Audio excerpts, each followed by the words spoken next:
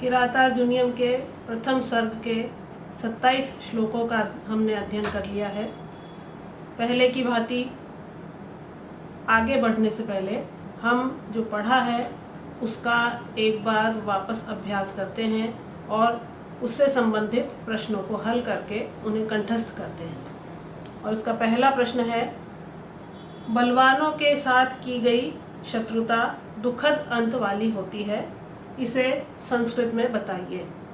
जैसा हमने पढ़ा है कि किरातार्जुनीयम के प्रथम सर्ग में लगभग 14 सूक्तियाँ महाकवि भारवी ने प्रयुक्त की हैं, उनमें से ही ये वाली एक सूक्ति है और उस संस्कृत में इसका उत्तर बताना है तो वो है अहो दुरंता बलवत विरोधिता।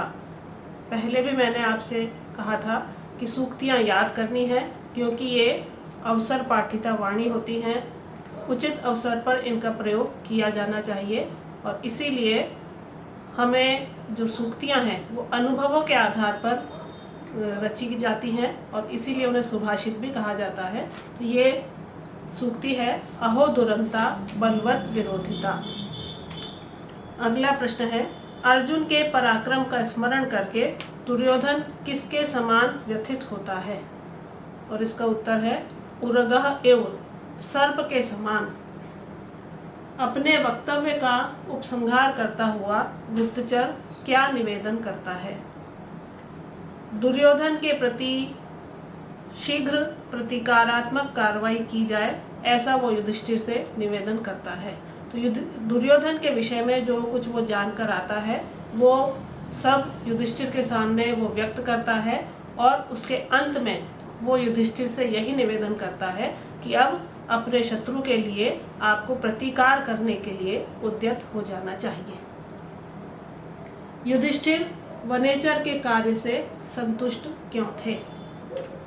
और इसका उत्तर है कि वनेचर ने जो गुप्तचर बन के गया था उसने दुर्योधन की संपूर्ण नीतियों को जो वो वहाँ से जानकर आया था वैसा उपयुक्त और सही वर्णित किया था और अपने गुप्तचर धर्म का उसने निर्वाह किया था। इस बात से युधिष्ठिर बहुत प्रसन्न थे और उससे संतुष्ट भी थे। वनेचर के चले जाने पर युधिष्ठिर ने कहाँ प्रवेश किया? और इसका उत्तर है द्रौपदी के भवन में। तो द्रौपदी के सामने और उनके अपने भाइयों के सामने वो दुर्योधन का वृत्तांत बताना चाहते थे, इसलिए वनेचर के द्वारा सारा वृत्तांत जान लेने के पश्चात और वनेचर के चले जाने के पश्चात युधिष्ठिर ने द्रौपदी के भवन में प्रवेश किया। युधिष्ठिर से दुर्योधन का वृत्तांत सुनकर द्रौपदी की क्या दशा हुई? तो द्रौपदी दुर्योधन के और कौरवों के अपकृत्यों को स्मरण करके क्रोध रोकने में असमर्थ हुई और द्रौपदी ने युधिष्ठिर के सामने क्रोध और उद्योग को उद्दीप्त करने वाली वाणी को कहा। तो इसका संक्षिप्त उत्तर यही है कि वो क्रोध के वशीभूत होकर युधिष्ठिर से उद्योग करने के लिए अपनी वाणी को उसने प्रयोग किया। कृष्णा सदनम से क्या तात्पर्य है? कृष्णा कहा जाता है द्रौपदी को। जैसा हमने यहाँ पढ़ा था कि वनेचर के चले जाने पर युधिष्ठिर ने कहाँ प्रवेश किया? द्रौपदी के भवन में। और श्लोक में जो शब्द आया है वो कृष्णा सदनम। तो यहाँ पर यही पूछा है कि कृष्णा सदन से क्या तात्पर्य है? कृष्णा सदन से तात्पर्य है द्रौपदी का भवन। नता ननह का समास विग्रह व समास का नाम लिखिए। नतम आननम यस्य सह इति नतानन, और इसमें बहुव्रीहि समास है। दुर्योधन की आंतरिक दुर्बलता किस बात से द्योतित हो रही है? ये भी हमने पहले पढ़ा था कि दुर्योधन अपने चारों ओर विश्वस्त सैनिकों को, सेवकों को, अपने मंत्रियों को नियुक्त करके स्वयं अशंकित सा महसूस करवाता है, जबकि समुद्र पर्यंत भूमंडल पर शासन करता हुआ भी दुर्योधन पांडवों की ओर से आने वाले भय के कारण हमेशा चिंतित रहता है।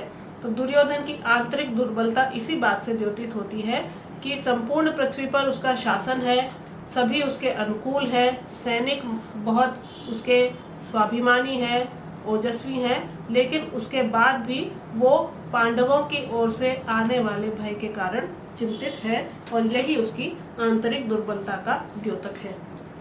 द्रुपदात्मजा में समास विग्रह व समास का नाम बताइए, और इसका समास विग्रह है द्रुपदस्य आत्मजा और इसमें षष्ठी तत्पुरुष समास है।